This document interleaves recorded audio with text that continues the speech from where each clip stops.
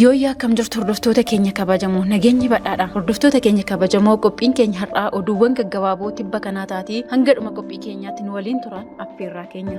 Oduuwwan keenya har'aas daandiin addabaabayii Pushkin Goofaa eebbifame. Ashaaraan magariisaa aadaa magariisaa uumuun milkaa'eera. Naannawaa daldala walaba Dirree Dawaa eebbifame. Daandiin addabaabayii Pushkin Goofaa eebbifame. Magaalaa Finfinneetti ijaarsi piroojeektii daandii addabaabayii Pushkin Goofaa kiiloomeetira 3.8 fagaatu eebbifameera. Bara 2012 kan eegale ijaarsi daandii meetira 30 hanga 45 kan bal'atu yeroo tokkotti konkolaattota hedduu keessummeessuu kan danda'u ta'uun eerameera. Daandichi lafa jalaa meetira 320 kan qabu konkolaattota Qirqoos, Gootaraa, Goofaa, Saarbeet, Meeksikoo fi Qeerarraan dhufan hulluuqsisuu bira darbee magaalattiif miidhagina kan dabalu ta'us ibsameera. Daandichi addabaabayii Pushkinii hanga addabaabayii Gootaraatti liqaa mootummaa Chaayinaarraa argameen bulchiinsa magaalaa Finfinneetiin kan hojjetamedha. Sirna eebbaa kanarratti ministeera geejjibaa fi loojistikii aadde Daagmaawit Mogos, kantiibaan magaalaa Finfinnee aadde Adaanech Abeebee dabalatee qondaaltonni biroon argamaniiru.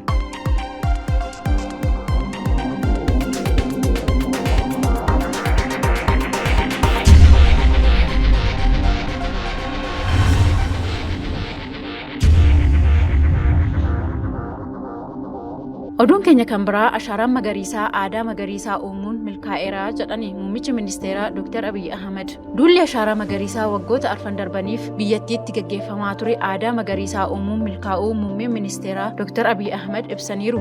Muummeen ministeeraa Abiy Ahmed duula ashaaraa magariisaa waggoottan arfan darban gaggeeffamaa ture milkiin xumuramuu ilaalchisee ibsa baasaniin ammas hojiin nurraa eegamu baay'een jiraatus sosochiin biyyattiitti bu'aa buusuun isaa kan nama shakkisiisu mitis jedhaniiru. Balaawwan lolaa gubachuun bosonaa dambaliin hamaa fi ho'iinsi qilleensaa hin baramne torbanoota muraasa dura addunyaa irratti mul'atan agarsiistuu jijjiirama qabeenya qilleensaa ta'us eeraniiru.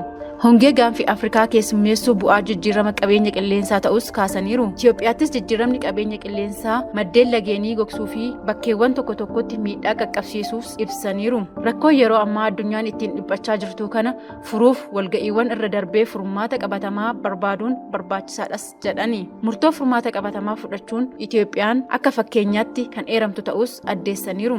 Itoophiyaan bara 2011tti sulula misoomsuuf, uwwisuu bosonaa guddisuuf, ikkoo turizimii babal'isuu fi uwwisa magariisaa magaalotaa guddisuuf duula ashaaraa magariisaa eegaluun yaadachiisaniiru. Duula waggoottan arfaniif tureen biqiltuun miiliyoona 20 dhaabuuf karoorfatee kaatus lammiileen ishee biqiltuu biiliyoona 25 ol dhaabuun ibsaniiru.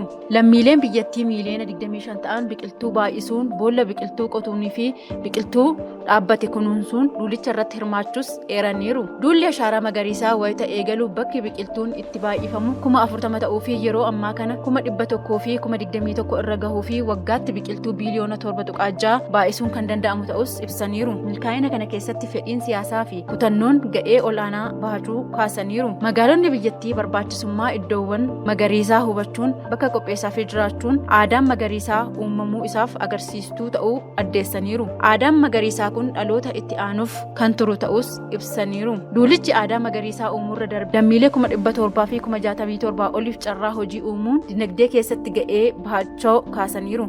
Naannawaan daldala walaba Dirree Dawaa dameelee hundaan sirna si'ataan kan keessatti ijaaramudha jedhan muummeen ministeeraa Abiy Ahmed. Muummeen ministeeraa Abiy Ahmed naannawaa daldala walaba Dirree Dawaa eebbisuun hojii eegalchiisaniiru. Badhaadhina Itoophiyaa bu'uuressaa adeemuu fi dammaqsuun barbaachisaadhas jedhaniiru. Hojumaata haaraa eegaluunis murteessaa ta'uu himaniiru. Naannawaan daldala walabaa babal'achaa dhufuun walitti hidhamiinsa daldalaa idil addunyaa Itoophiyaa dorgomtuu kan taasisudhas jedhani. Naannawaan daldala walabaa buufata doonii Jibuutii dhiyeenyatti kan argamu waan ta'eef oomishaalee galii kallattii biyya keessaa akka galfaman taasisuun baasii buufatichaaf ba'u kan hir'isudha jedhameera. Qophii wal fakkaatuun hanga walitti deebinutti nagaan nuuf turaa isiniin jechaa kuyyuu miidiyaa laayik sheer sabskiraayib gochuu hin dagatinaan dhaamsa keenya.